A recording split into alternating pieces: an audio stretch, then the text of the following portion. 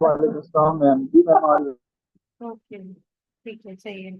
आज हमें स्टार्ट करना है CNS पैथोलॉजी। ठीक है, CNS पैथोलॉजी स्टार्ट करने से पहले कुछ चीजें हम डिस्कस कर लेते हैं, ताकि जब हम म्यूजिक यूज करेंगे तो वो हमारे लिए easy हो जाए। ठीक है। अच्छा।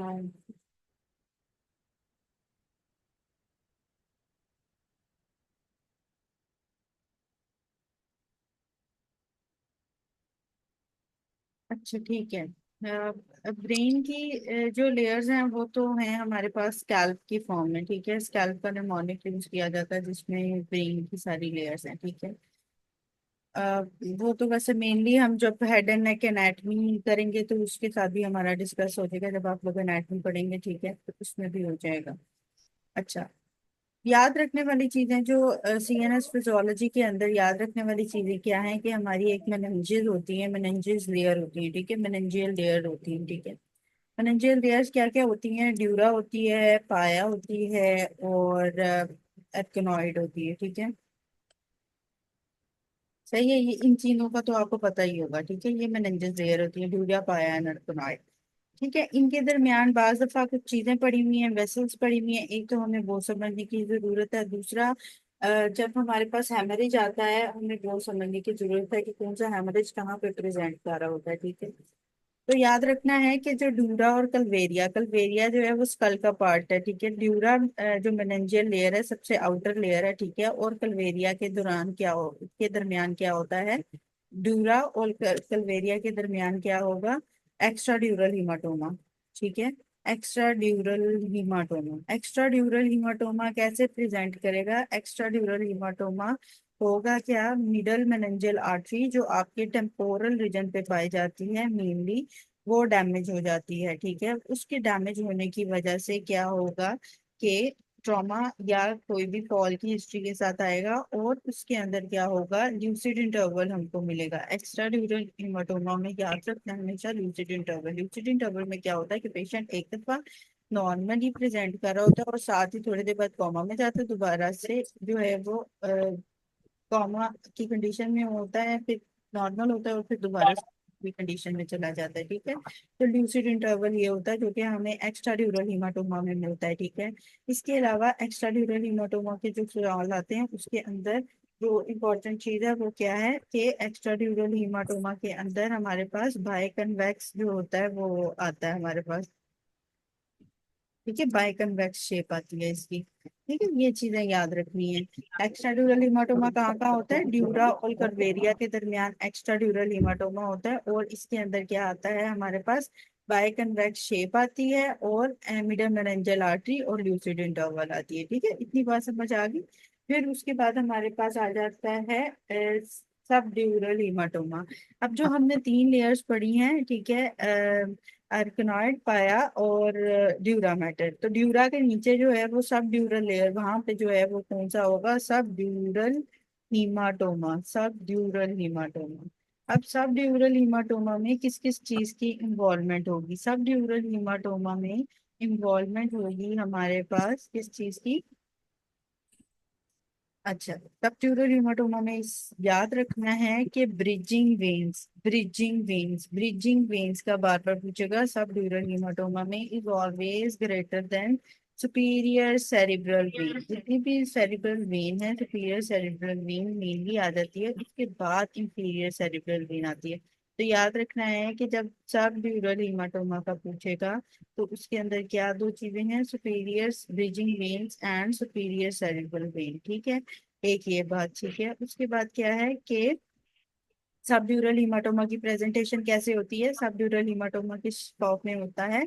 क्रीसेंट शेप में होता है। ठीक है, क्रीसेंट, वो चांद की तरह की शेप होती है, ये शेप होती है इसकी, क्रीसेंट शेप। ठीक है, क्रीसेंट शेप में क्या होता है? सबड्यूरल। और बाइकन्वेक्स शेप में क्या होता है? बाइकन्वेक्स शेप में क्या होता है? एक्स्ट्रा ड्यूरल। ठीक है, बाइकन्वेक्स शेप में क्या होता है? एक्स्ट्रा ड्यूरल। और क्रीसेंट शेप में क्या होता है? सब ड्यूरल हीमाटोमा। ठीक है, इतनी समझ आ गई। फिर इसके बाद हमारे पास आते हैं सबअरेकनॉइड हेमरेजेस। ठीक है, सब एल्कनॉइड है हमारे, जिसके अंदर क्या आ जाता है हमारे पास, जो एल्कनाइड मैटर के नीचे जो लेयर है उसमें सब एल्कनॉइड।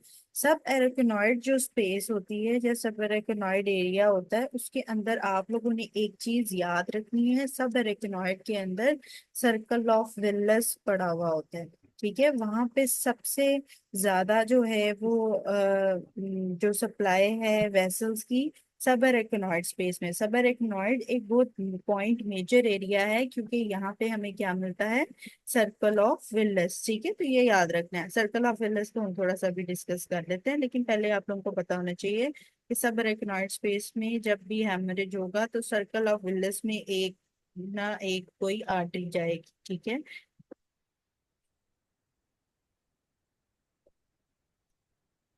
यहाँ पे अभी हम सेरिब्रल एट्रोफी के साथ यहाँ पे कुछ भी नहीं ना पढ़ रहे। सेरिब्रल एट्रोफी किसका बताएं, अभी तो हम ये हेमरेजेस डिस्कस करें। अच्छा, हेमरेज के अंदर सर्कल ऑफ विल्स के साथ हमारे पास सब एरिकनॉइड हेमरेज आ जाएगा, और सब एरिकनॉइड जब हमारे पास हेमरेज आ जाएगा तो उसके अंदर क्या होगा, मेनली कौन सी आर्टरी इन्वॉल्व होगी, एंटीरियर कम्युनिकेटिंग आर्टरी। कौन सी आर्टरी इन्वॉल्व होगी सर्कल ऑफ विल्स में, मेनली एंटीरियर कम्युनिकेटिंग आर्टरी। ठीक है, सर्कल ऑफ विल्स भी अभी हम देख लेते हैं। तो याद रखना है कि जब भी सब एरिकनॉइड हेमरेज की बात करें तो मेजर एरिया जो है यहाँ पे वेसल्स का इन्वॉल्वमेंट होती है, और anterior communicating artery is very much important in this subarachnoid hemorrhage damage में। इसके अलावा क्या आ जाएगा कि सबरेकनॉइड हेमरेज का इंटीरियर जहाँ पे कम्युनिकेटिंग आर्टरी, तो बेरी एनोरिज्म के साथ एसोसिएशन भी इसी में ही आएगी। ठीक है, बेरी एनोरिज्म, तो याद रखना berry aneurysm, subarachnoid haemorrhage, circle of Willis and anterior communicating artery, ये सब सबरेकनॉइड है। फिर सबरेकनॉइड के साथ क्या आता है कि CSF ब्लड स्टेन्ड आता है। ठीक है, बी वाली चीजें सारी आ रही हैं, बेरी एनोरिज्म आ रहा है, CSF ब्लड स्टेन्ड आ रहा है। ठीक है, CSF याद रखना है, जब भी आपके पास MCQs आए कि इस तरह हेमरेज हुआ है और CSF हमने एग्जामिनेशन किया वो ब्लड स्टेन्ड है, तो वो किसमें है, सबरेकनाइड हेमरेज में। ठीक है, तो ये दो चार चीजें जो सबरेकनाइड हेमरेज के साथ एसोसिएट है वो इसको याद रखना है। ठीक हो गया, समझ आ गई इस बात की। अच्छा, भाषण की क्या है? वो कमी है ना।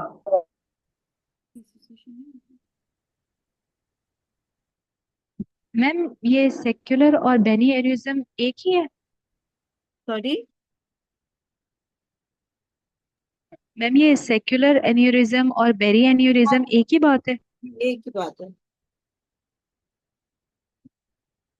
एक ही बात है, और सर्कल ऑफ विलियर्स में ही वो उसके साथ एसोसिएट। ठीक है, अच्छा, अब इसके बाद जो पॉइंट जो है वो डिस्कस करने वाले हैं।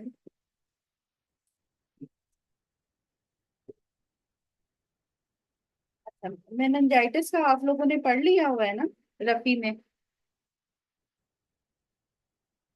Yes ma'am. जी, ओके। Yes ma'am. तो मेनिंजाइटिस के साथ ही कुछ क्वेश्चंस हैं। मेनिंजाइटिस के साथ आप लोगों ने निमोनिक याद रखना है, बिल्कुल न्यू बॉर्न या 6 मंथ जो ओल्ड होंगे उसके अंदर जो हमारे पास निमोनिक है वो है जेल। ठीक है, जेल है निमोनिक, तो जेल में क्या आएगा, ग्रुप कौन सा आएगा स्टेप्टोकोकस का? बी। ग्रुप बी में कौन से आ जाते हैं, स्टेप्टोकोकस नमूनिया और स्टेप्टोकोकस वॉइड। क्या आता है ग्रुप बी में? Agalactiae. Agalactiae, streptococcus agalactiae, E coli, ठीक है, एंड लिस्टेरिया। ठीक है, उसके बाद हमारे पास 6 मंथ्स तक है ये। ठीक है, जेल group B, streptococci, E coli and Listeria. इसके बाद क्या है, आपको पता हो 6 मंथ्स टू 6 इयर्स जो हैं उसके अंदर उसमें क्या आएगा प्रेजेंटेशन में, सनम हाय, SPNM हाय, इस तरह याद कर लें या सनम हाय याद कर लें। ठीक है, सनम है एक लड़की है उसको हाई करना है। ठीक है, तो सनम हाय से क्या है, स्टेप्टोकोकस निमोनिया, नाइजेरिया और हीमोफिलस इन्फ्लुएंजा। ठीक है, तो सनम हाई के निमोनिक से याद कर लें, 6 मंथ से 6 इयर्स वाले उसमें क्या आ जाएगा हमारे पास, सनम हाई, और उसके अंदर आ जाएगा स्टेप्टोकोकस निमोनिया और नाइजेरिया मेनिंजाइटिस एंड इन्फ्लुएंजा। यहाँ पे थोड़ा सा हम कवर कर लेते हैं स्टेप्टोकोकस निमोनिया और, नहीं, ग्रुप बी स्टेप्टोकोकाई में स्टेप्टोकोकस एग्लेक्शिया आता है, एग्लेक्शिया। ठीक है, तो याद रखना है कि बच्चों में एग्लेक्शिया होता है। ठीक है, ग्रुप बी। अच्छा, फिर उसके बाद Streptococcus pneumonia, Nigeria meningitis and Haemophilus influenza, ठीक है, टाइप बी।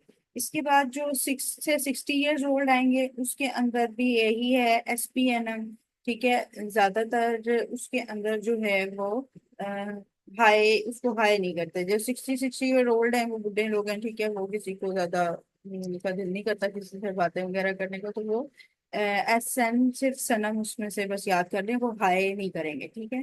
बाकी जो अगर आपके पास आए कि HIV या वायरल इंफेक्शन के साथ एसोसिएटेड है, तो उसके अंदर आपको मल्टीपल टाइम MCQs मिलेंगे क्रिप्टोकोकस के, ठीक है।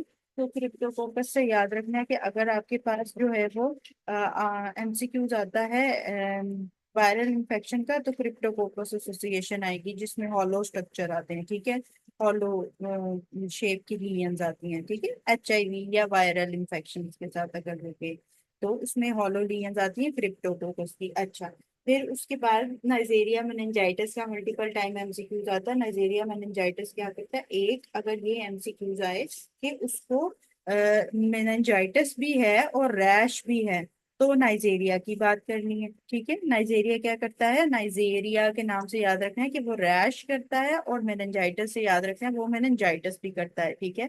तो अगर ये दोनों चीजें आए, नाइजेरिया भी और रैश भी, तो नाइजेरिया मेनिंजाइटिस हो जाएगा, ठीक है।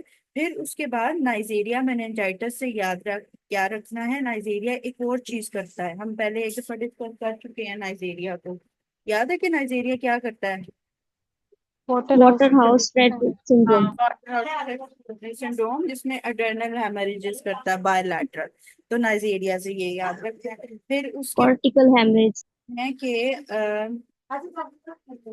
स्ट्रेप्टोकोकस निमोनिया का बार बार MCQ जाता है। स्ट्रेप्टोकोकस निमोनिया के अंदर क्या MCQ जाता है कि उसको जो है वो पुरानी चीजें भी भूल गई हैं, पेशेंट को मेनिंजाइटिस भी है और उसका मेमोरी लॉस भी हो गया, उसको कोई चीज नहीं समझ आ रही, तो उससे याद रखना है कि वो स्ट्रेप्टोकोकस निमोनिया के लिए है, ठीक है। क्योंकि सबसे ज्यादा कौन सा कॉज कर रहा है, स्ट्रेप्टोकोकस निमोनिया फर्स्ट लाइन पे कौन सा कॉज कर रहा है, अगर ओल्ड एज की हम बात करें या हम 6 to 6 इयर्स की बात करें, 6 months to 6 years की अडल्ट में हम बात करें या ओल्ड एज में हम बात करें, तो मेन कौन सा कॉज कर रहा है, स्ट्रेप्टोकोकस निमोनिया।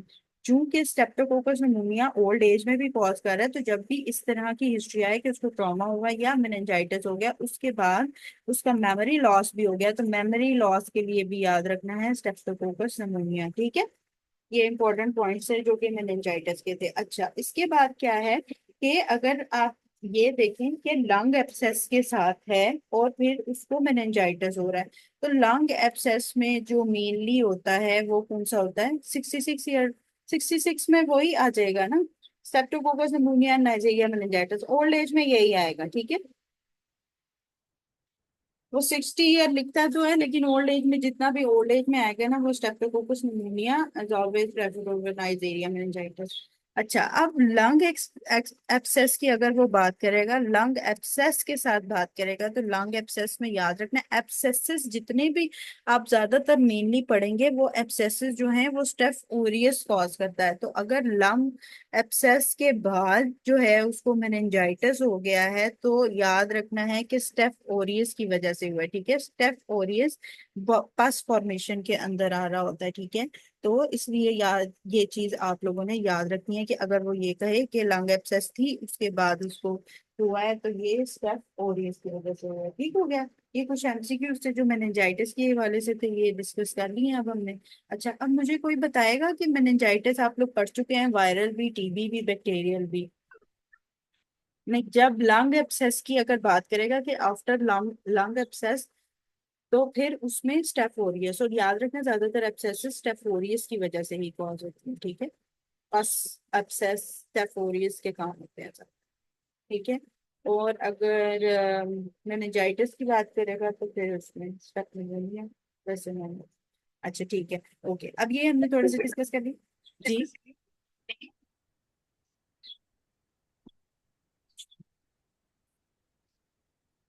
ठीक है, अच्छा मुझे आप बताएं कि जो मेनिंजाइटिस है उसमें क्या क्या फाइंडिंग हमें CSF फाइंडिंग्स मिलती हैं जी। बैक्टीरियल मेनिंजाइटिस में क्या फाइंडिंग्स मिलती हैं? न्यूट्रोफिल मिलेंगे और low glucose. Low glucose high level. Protein. Very good, high protein. और हमारा कट ऑफ वैल्यूज क्या है हमारे पास? 20 to 40 प्रोटीन ठीक है। और 60 to 80 ग्लूकोज। ठीक है, 80 तक, हाँ, less than 2/3 of the blood glucose अगर होगी तो बैक्टीरियल और टीबी वाला होगा। अच्छा, टीबी में कौन से हमें मिलेंगे सेल्स? लिम्फोसाइट। लिम्फोसाइट्स मिलेंगे। ये, और वायरल में कौन से मिलेंगे? आयरन में भी लिम्फोसाइट। लिम्फोसाइट। लिम्फोसाइट्स मिलेंगे। फर्क क्या होगा? प्रोटीन और में ग्लूकोज। टीबी में उसमें प्रोटीन रेज होती है, वायरल में नॉर्मल या slightly raise. Okay, very good. ठीक है, चलिए, ये तो आपका कॉन्सेप्ट यहाँ पे क्लियर है इसका। ठीक है, अब हम जो है ना वो क्वेश्चन स्टार्ट करते हैं। ये दो चार चीजें थी जो इम्पोर्टेंट थी पहले डिस्कस करने वाली, क्योंकि इसके मल्टीपल टाइम एमसीक्यूज आते हैं और यही कंफ्यूजिंग होते हैं। ठीक है, तो मैंने आपको एक एक पॉइंट से बता दिया कि अगर ये आएगा तो इस तरह जो है वो, अच्छा, ये जो वायरल होता है उसमें नॉर्मल आती है प्रोटीन या थोड़ी सी रेज आती है, वरना ग्लूकोज उसका नॉर्मल आ रहा होता है। जो टीबी वाला है उसके अंदर भी लिम्फोसाइट्स ही हैं डॉक्टर अब्दुलरहमान, लेकिन उसके अंदर फर्क ये है कि उसके अंदर क्या होगा कि प्रोटीन और ग्लूकोज के लेवल्स डिस्टर्ब होंगे, प्रोटीन ज्यादा हो जाएगी और ग्लूकोज कम हो जाएगी प्लाज्मा लेवल से। ठीक है,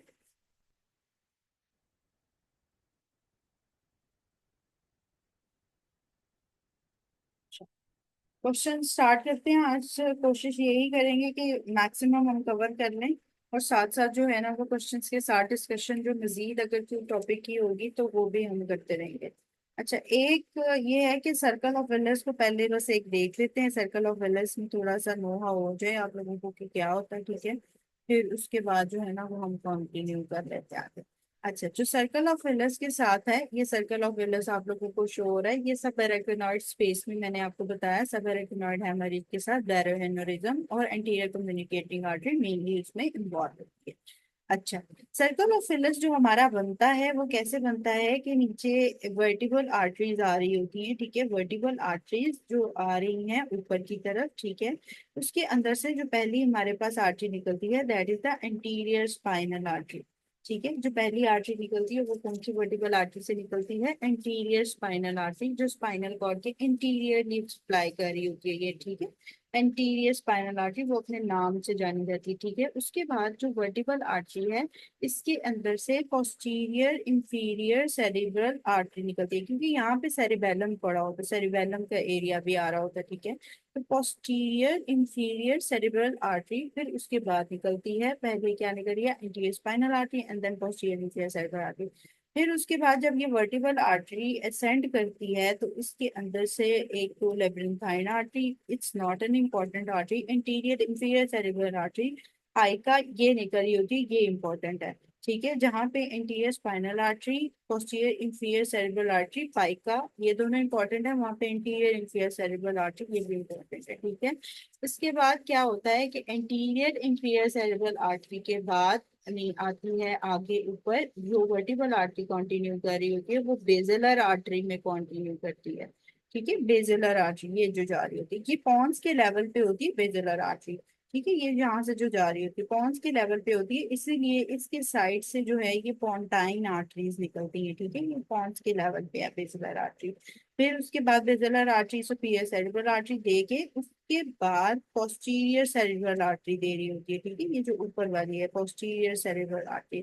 बेजलर आर्टरी क्या करती है? पॉन्स के लेवल्स पे होती है मीन। ठीक है, उसके ग्रूव में होती है ये पॉन्स के। ठीक है, और मिड ब्रेन तक जा रही होती है, और इसके अंदर से सुपीरियर सेरिब्रल आर्टरी निकलती है। सुपीरियर सेरिब्रल आर्टरी इस लेवल पे क्यों? क्योंकि यहाँ पे सेरिब्रम का मिड ब्रेन के साथ अटैचमेंट होती है इस लेवल पे। ठीक है, तो वहां पे सुपीरियर सेरिब्रल आर्टरी निकलेगी, और फिर उसके बाद पोस्टीरियर सेरिब्रल आर्टरीज निकलती हैं जो कि पोस्टीरियर कम्युनिकेटिंग आर्टरी, ये पोस्टीरियर कम्युनिकेटिंग आर्टरी है। पोस्टीरियर कम्युनिकेटिंग आर्टरी से इंटरनल कैरोटिड आर्टरी जो कि यहाँ पे बनी हुई है इसके साथ कम्युनिकेट करती है। ठीक है, अब जो इंटरनल कैरोटिड आर्टरी नीचे से आ रही है ऊपर की तरफ, इंटरनल कैरोटिड आर्टरी अपनी ब्रांचेस देती है that is the middle cerebral artery और anterior cerebral artery. Ophthalmic artery भी इसकी ब्रांच होती है, लेकिन याद रखना है कि इंटरनल कैरोटिड आर्टरी जो कि नीचे से आती है, उसके साथ कौन कौन सी आती हैं? Middle cerebral artery and anterior cerebral artery.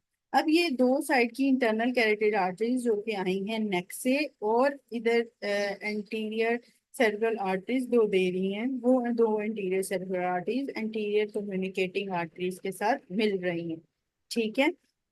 अब यहाँ पे क्या याद रखना है कि बाज दफा वो एमसीक्यूज पूछता है कि हमें फॉर्मेशन ऑफ सर्कल ऑफ विलाय का बताएं, तो याद रखना है कि जो पोस्टीरियर कम्युनिकेटिंग आर्टरीज हैं वो दो हैं हमारे पास। Ophthalmic is a branch of middle cerebral. Ophthalmic artery जो है वो इंटरनल कैरोटिड आर्टरी से ही आगे करी होती है। और ठीक है। अच्छा, अब ये तो कि ये पैर में दर्द है। अच्छा ये अच्छा, फिर उसके बाद क्या है कि बाज दफा क्वेश्चन क्या आता है हमारे पास कि जो सर्कल ऑफ विलेस है वो किससे बना हुआ है, तो याद रखना है कि कम्युनिकेटिंग आर्टरी एंटीरियर एक ही है और पोस्टीरियर कम्युनिकेटिंग आर्टरी दो आती है। बाज दफा एमसीक्यू दिखाता है two posterior communicating arteries and one anterior communicating artery. ठीक है। एमसीक्यू ये होता है या two posterior communicating arteries with internal carotid artery, क्योंकि उसके आगे से तो निकल रही होती है। तो इस तरह एमसीक्यूज आप लोगों को पता होना चाहिए कि जो इंटीरियर कम्युनिकेटिंग आर्टरी है वो सिर्फ एक ही होती है। ठीक है। और बाकी सारी दो दो होती है, इंटीरियर सेरेब्रल आर्टरी दो, मिडल सेरेब्रल आर्टरी दो, इंटरनल कैरोटिड आर्टरीज दो। ठीक है। इंटरनल कैरोटिड की आगे से वो दोनों ब्रांचेस जो मेन रोल प्ले कर रही हैं, फिर उसके बाद जो है पोस्टीरियर सेरेब्रल आर्टरी और बेसिलर आर्टरी। ठीक है। अब यहाँ पे थोड़ा सा आर्टरीज का पढ़ लेते हैं कि ये क्या क्या करती हैं। थोड़ा सा ये आप रफी में भी डिस्कस कर लेंगे वैसे, लेकिन हम यहाँ पे कर लेते हैं कि क्या होता है। जो वर्टिकल आर्टरीज हैं उनके जो बीच से पहले निकल रही है that is the interior spinal artery. Anterior spinal artery को हमेशा याद रखना है कि ये मेडल्ला का एरिया होता है जिधर ये इंटीरियर स्पाइनल आर्टरी पड़ी होती है। ठीक है। ये मेडल्ला का एरिया होता है। ब्रेन स्टेम के कौन कौन से पार्ट्स हैं? Midbrain, pons and medulla. ठीक है, तीन पार्ट्स हैं। ये तो आपको पता है ना, मिड ब्रेन, पॉन्स एंड मेडल्ला का। ठीक है। अब जो मेडल्ला का एरिया होता है वहां पे ये पड़ी होती है इंटीरियर स्पाइनल आर्टरी। तो ये एक खास ख्याल रखना है कि क्योंकि ये मिड में है, ठीक है, क्योंकि ये मिड में है एंटीरियर स्पाइनल आर्टरी, तो anterior spinal artery middle medullary syndrome करेगी। ठीक है। मेडल्ला के एरिया में पड़ी हुई है एंटीरियर स्पाइनल आर्टरी और मिड में पड़ी हुई है, इसलिए ये मिडल मेडलरी सिंड्रोम करेगी। ठीक है। Middle medullary syndrome, middle medullary syndrome के अंदर हमारे पास जो है वो आगे से जो नर्व वगैरह डैमेज होती है, थोड़ा सा आप रफी में कीजिएगा, उसके बाद हम ये न्यूरो एनाटॉमी में डिटेल में डिस्कस करेंगे। बस अभी इतना याद करने के मिडल मेडलरी सिंड्रोम कौन सी करेगी? एंटीरियर स्पाइनल आर्टरी करेगी, और एंटीरियर स्पाइनल आर्टरी मिड में पड़ी है इसलिए मेडल्ला का ये वाला पोर्शन कवर करेगी। फिर उसके बाद एक आता है हमारे पास लैटरल मेडलरी सिंड्रोम। चूंकि मैंने कहा है कि ये मेडल्ला का पोर्शन है, तो यहाँ पे लैटरल मेडलरी सिंड्रोम में कौन सी इन्वॉल्व हो जाएगी? पोस्टीरियर इंफीरियर सेरेब्रल आर्टरी, क्योंकि ये आपको पता है लैटरली पड़ी हुई है। ठीक है। तो लैटरली कौन सी इन्वॉल्व हो जाएगी? Posterior inferior cerebral artery. ठीक है। पोस्टीरियर इंफीरियर सेरेब्रल आर्टरी क्या हो जाएगा? लैटरली इन्वॉल्व हो जाएगी। फिर उसके बाद हमारे पास आ जाती है एंटीरियर इंफीरियर सेरेब्रल आर्टरी। अब जो ये वाला एरिया है ये पॉन्स का एरिया है। ठीक है। एंटीरियर इंफीरियर सेरेब्रल आर्टरी जिधर पड़ी हुई है ये एरिया कौन सा है? पॉन्स का एरिया है। तो जो जो पॉन्स का एरिया है यहाँ पे एंटीरियर इंफीरियर सेरेब्रल आर्टरी क्या करेगी? Lateral pontine syndrome. ठीक है। लैटरल पोंटाइन जिसे हम कहते हैं, पॉन्स के एरिया पर लैटरल पोंटाइन सिंड्रोम। ठीक है, समझ आ गई? आई का लैटरल पोंटाइन सिंड्रोम करेगी और पाई का लैटरल मिडलरी सिंड्रोम करेगी, और interior spinal artery middle medullary syndrome करेगी। ठीक है। उसके बाद जो है वो हमारे पास आ जाता है, जो हमने डैमेज पढ़ने होते हैं वो मिडल सेरेब्रल आर्टरी के पढ़ने। मैम ये सुपीरियर मैम ये एंटीरियर इंफीरियर सेरेब्रल आर्टरी क्या करवाती है? ये लैटरल, ये पॉन्स का एरिया है ना, यहाँ पे जहाँ पे बेसिलर आर्टरी अब ये गुजर रही है, ये पोंटाइन एरिया है, तो यहाँ पे क्या है, ये लैटरल पोंटाइन सिंड्रोम करवाएगी। ठीक है। हाँ मैं बता देती हूँ, फिर से बता देती हूँ। जो एंटीरियर स्पाइनल आर्टरी है ये मेडल्ला का एरिया है। ठीक है। ये जितना भी एरिया है ये यहाँ तक मेडल्ला का एरिया है। ठीक है, जो ये सप्लाई कर रही है। अब ये वर्टिबल आर्टरी से जो एंटीरियर स्पाइनल आर्टरी निकली है ये मिड में है, तो मिडल मेडलरी सिंड्रोम कॉज करेगी एंटीरियर स्पाइनल आर्टरी। फिर पोस्टीरियर इंफीरियर सेरेब्रल आर्टरी किधर पड़ेगी, लैटरली, तो ये लैटरल मेडलरी सिंड्रोम कॉज करेगी। ठीक है, उसके बाद हमारे पास क्या आ जाता है, एंटीरियर इंफीरियर सेरेब्रल आर्टरी। अब ये पॉन्स का, मेडला के ऊपर क्या पड़ा हुआ है, पॉन्स। ठीक है, अब ये पॉन्स का एरिया है, तो पॉन्स के एरिया में क्या क्या आ जाएगा, एंटीरियर इंफीरियर सेरेब्रल आर्टरी। ठीक है, anterior inferior cerebral artery, right.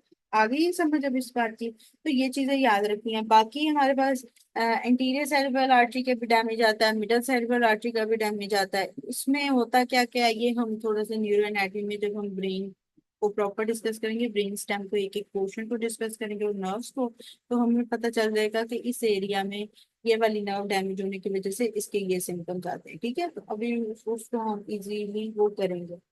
ठीक है, ओके। बस अभी इतना याद रख लें कि वर्टिब्रल आर्टरी यूनाइट करके बेसिलर आर्टरी बनाते हैं ना, दो वर्टिब्रल आर्टरी। हाँ जी, ये भी क्वेश्चन आता है कि कन्वर्जेंट होती है वर्टिबल आर्टरी जो है वो कन्वर्ज करती है बेसिलर आर्टरी में। और जो ये भी बाज दफा नहीं, क्वेश्चन, बेसिक एनाटॉमी। जी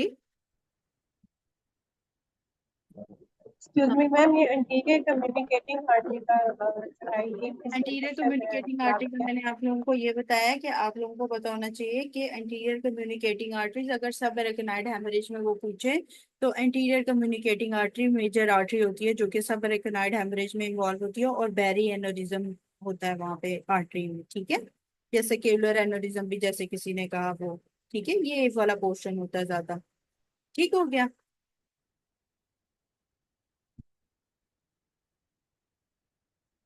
बेसिक एनाटमी किसकी, सॉरी, एनाटमी हम एनाटमी में डिस्कस करेंगे। यहाँ पे ये मैंने थोड़ा सा इसलिए डिस्कस किया है ताकि आपको नो हाउ हो जाए कि हम पढ़ क्या रहे हैं और कौन सा एरिया पढ़ रहे हैं। ठीक है, जब मैं न्यूरो एनाटमी कराऊंगी मैंने आपको ब्रेन स्टेम से लैदा लैदा उसको क्रेनियल नर्व्स के साथ करा दूंगी। ठीक है, तो हम एक दिन सारा इसी पे ही रख लेंगे, तो वो उसके बारे में वर्ड नहीं है। इसलिए मेरा दिल है आज आपकी पैथो कंप्लीट हो जाए ताकि हमारे पास न्यूरो के 3 दिन हो जाएं, इसमें एमसीक्यूज भी कुछ हद तक के कवर हो जाएं और बेसिक्स कवर हो जाएं। ठीक है, वो हम बेसिक्स जो हैं वो उसमें थोड़ा करेंगे, बाकी हेड एंड नेक में भी करेंगे। मैम ये formation of circle of villous अगर एमसीक्यूज में आए तो इसमें हमारे पास 2 पोस्टीरियर कम्युनिकेटिंग आर्टरी और 1 इंटीरियर कम्युनिकेटिंग आर्टरी। जी ऐसे ही है।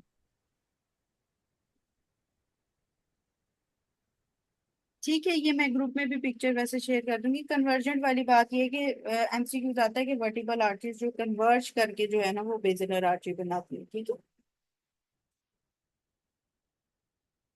ओके, अच्छा, सही है। अब हम स्टार्ट कर लेते हैं MCQs. Question number, page number 921, और एमसीक्यूज हैं जी 1। अच्छा जी, lady notice some skin changes with the nodules ranges from 0.25 to 2 mm in the size. There was lesion in the brain upon doing CT scan, and also some lesions in the abdomen was noted with some imaging techniques. तो ये मैं पहले already discuss कर चुकी हूँ neurofibromatosis के साथ, कि अगर लियन इन द एब्डोमेन के साथ आएगा या फोकल नोड्यूल्स आएंगे, फियोक्रोमोसाइटोमा आएगा, न्यूरोलॉजिकल सिम्टम्स आएगा तो टाइप 1 होगा। और अगर दो दो चीजें हम काउंट करें, कान और आंखें, तो उसके अंदर क्या है, वेस्टिकुलर श्वानोमा एंड कैटरैक्ट, न्यूरोफाइब्रोमेटोसिस टाइप 2 में। ठीक है, अच्छा, और न्यूरोफाइब्रोमेटोसिस के जेनेटिक्स क्या हैं,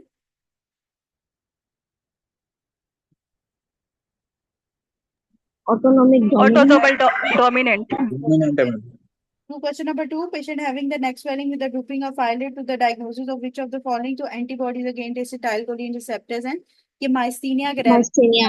है। माइस्थीनिया ग्रेविस में थायोमास हो जाते हैं। ठीक है, तो उनकी वजह से जो है वो नेक स्वेलिंग की बात कर रहे हैं। ठीक है, थाइमस का थाइमोमास जो है वो माइस्थीनिया ग्रेविस में होते हैं, जिसमें अल्ट्रासाउंड भी बार दफा किया जाता है। एमसीक्यूज नंबर 2, तो उसके अंदर ये नेक स्वेलिंग की, सॉरी, नेक स्वेलिंग की बात कर रहे हैं। ठीक है, तो अगर उस तरह बात करें माइस्थीनिया ग्रेविस में जो हमारे पास टेस्ट होते हैं, अब वो एक दफा गौर से सुन लें। जो बेस्ट है कंफर्मेटरी टेस्ट है या गोल्ड स्टैंडर्ड टेस्ट है वो है ईएमजी। बेस्ट है, कंफर्मेटरी टेस्ट है, गोल्ड स्टैंडर्ड टेस्ट है, वो है ईएमजी। और अगर हमने उसके एंटीबॉडी टेस्ट करना है तो उसके अंदर कौन सा होगा, antibody against acetyl choline receptor antibodies, ये टेस्ट होगा। अगर इनिशियल टेस्ट में एंटीबॉडी टेस्ट ना गिवन हो तो टेंसिलॉन टेस्ट की तरफ जाते हैं, जिसे एड्रोफोनियम टेस्ट भी कहा जाता है, ठीक है, एड्रोफोनियम टेस्ट भी कहा जाता है, टेंसिलॉन टेस्ट। फिर उसके बाद एमसीक्यूज क्या आता है कि इनिशियली आप इसमें ड्रग कौन सी देते हैं सबसे पहले, तो याद रखना है neostigmine is always preferable over pyridostigmine. Neostigmine initially देते हैं, लेकिन अगर वो मेंटेनेंस की बात करें कि माइस्थीनिया ग्रेविस में मेंटेनेंस करनी है तो फिर कौन सी देनी है, पायरिडोस्टिग्मीन, ठीक है, ये याद रखना है कि फिर से एक दफा रिपीट कर देती हूँ, अगर वो गोल्ड स्टैंडर्ड कंफर्मेटरी या बेस्ट टेस्ट की बात करें तो ईएमजी, अगर वो इनिशियल टेस्ट की बात करें तो टेंसिलॉन टेस्ट, जहाँ पे एंटीबॉडी टेस्ट या रिसेप्टर टेस्ट ना मौजूद हो। अगर वो स्पेसिफिकली एंटीबॉडी टेस्ट का ही पूछेगा तो antibody against the acetylcholine receptor, ये टेस्ट आ जाएगा। अगर वो इनिशियल मैनेजमेंट का पूछेगा तो नियोस्टिग्मीन, और अगर वो मेंटेनेंस का पूछेगा तो पायरिडोस्टिग्मीन। ठीक है, समझ आ गई इस पॉइंट की। Question number 3, a patient presented with a bilateral ptosis with a muscle wasting on mastication. Suitable pathology is myasthenia gravis, ठीक है, bilateral ptosis होती है और मसल्स भी डैमेज होते हैं, mastication नहीं हो रही होती, जल्दी थक जाता है। इनिशियल टेस्ट टेंसिलॉन टेस्ट, जो एड्रोफोनियम टेस्ट होता है ना, वो टेंसिलॉन टेस्ट उसे ही कहा जाता है। Question number 4, patient presented with a nasopharyngitis and lymphadenopathy. These features are carried by which organism? The Burkitt lymphoma, Epstein-Barr virus. Epstein-Barr virus causes what? Epstein-Barr virus causes what? Nasopharyngeal carcinoma. And what? And the other is the Hodgkin lymphoma.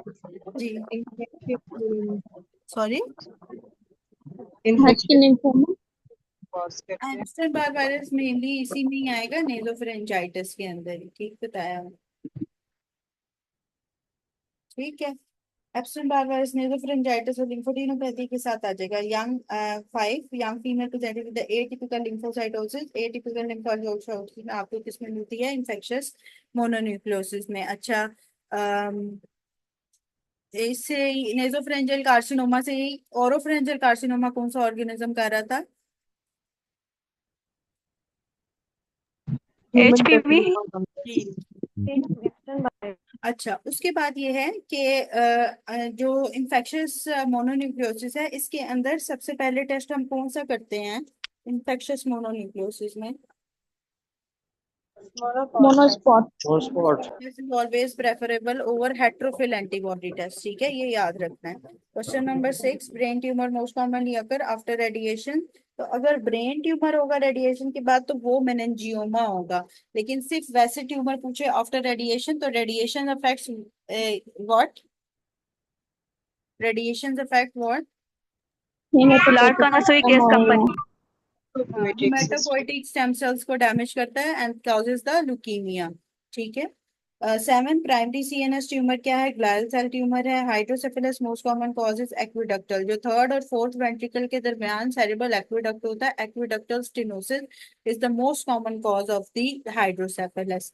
Question number 9, commonest brain tumour is astrocytoma. Astrocytoma के अंदर कौन सी protein हमने पढ़ी थी, GFAP. फैप protein in astrocytoma. और most common अगर प्राइमरी ब्रेन ट्यूमर पूछ रहे, प्राइमरी की अगर वो बात करेगा तो उसमें ग्लायोमा की ऑप्शन है, Glioma. लेकिन अगर most common type of glial tumour या ब्रेन ट्यूमर पूछेगा तो उसमें एस्ट्रोसाइटोमा की बात करेगा। अडल्ट्स में भी एस्ट्रोसाइटोमा ही होता है, लेकिन बच्चों में क्या होता है, most common brain tumour site क्या होती है, अगर साइट पूछ ले बच्चों में तो सुप्राटेंटोरियल, ठीक है, साइट बच्चों में सुप्राटेंटोरियल। और अगर नियोनेट्स की बात करें, बिल्कुल छोटे बच्चों में, और अगर चिल्ड्रन है जो कि ग्रो कर गए हैं, जो थोड़े बड़े हो गए हैं, उनमें इंफ्राटेंटोरियल। तो याद रखना है, अगर ट्यूमर पूछेगा तो ट्यूमर की बात करनी है, और अगर साइट पूछेगा तो साइट की बात करनी है, ठीक है। नियोनेट्स में एसएन से याद कर सकते हैं, एसएनएस के सुप्रा टेंटोरियल है नियोनेट्स में, और चिल्ड्रंस के अंदर इंफ्राटेंटोरियल है, ठीक हो गया। अच्छा, इसके बाद क्वेश्चन नंबर 10 रिपीट है, जिसके अंदर हमारे पास पुशिंग रिफ्लेक्स का वो पूछ रहा है। Question number 11, loss of accommodation reflex रियम इन विच प्लेन। अच्छा, अब ये दो चीजें याद रखनी है। अगर वो अकोमोडेशन रिफ्लेक्स की लॉस की बात करेगा तो वो कॉर्टेक्स का मसला है, कॉर्टेक्स का। ठीक है, कॉर्टेक्स का मसला है, सेरिब्रल कॉर्टेक्स का, अगर अकोमोडेशन लॉस होगी। लेकिन अगर लाइट रिफ्लेक्स लॉस होगा तो प्री टेक्टम का मसला है। Pre tectum part of the mid brain होता है, मिड ब्रेन पे थर्ड नर्व होती है, ठीक है, 3 और 4 नर्व, ठीक है। तो उससे याद रखना है कि अगर लाइट रिफ्लेक्स की बात करता है तो मिड ब्रेन की बात करेगा और वो प्री टेक्टम एरिया की बात करेगा।